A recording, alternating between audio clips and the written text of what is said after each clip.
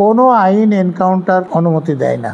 এই লোকটি পুলিশের অস্ত্র ছিনতাই করতে গিয়েছে এবং গুলি করেছে, সে লোকটি গুলি করতে হয়তো জানতো কি?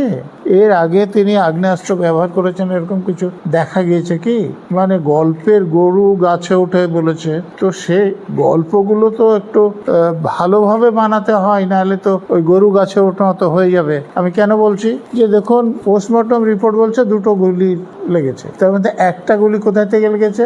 ঘাড়ের উপর থেকে লেগে ফুসফুস কিডনির কাছ থেকে নিচ থেকে বেরিয়ে গেছে। তাহলে উপর থেকে গুলি লাগতে হলে যে গুলি করছে তাকে, যাকে গুলি লাগছে তার উপরে থাকতে হবে, তো তার হাতটা থাকতে হবে। তো তাহলে কেউ যদি পালায় একই তলে, তাহলে কি করে এরকম গুলি হওয়া সম্ভব?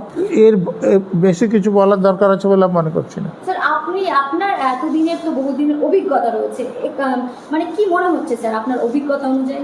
দেখুন, আমার অভিজ্ঞতা হলো, আমার এই সাক্ষীটা আমি তো বললাম যে খুবই গুরুত্বপূর্ণ সাক্ষী। তাহলে ওকে যে আমি যদি পুনর্নির্মাণ করতে নিয়ে যাই, তো কোর্টের অর্ডার নিয়ে আমি তো ওকে হ্যান্ডকাপ লাগিয়ে কোমরে দড়ি বেঁধে নিয়ে যেতে পারি। ও অস্ত্র ছিনতাই করারও কোনো সুযোগ থাকতো না, পালিয়ে যাওয়ারও কোনো সুযোগ থাকতো না। আমি যদি রাত্রিবেলাতে যেতে হয়, তো আমাকে আলো নিয়ে যেতে কে মানা করেছে?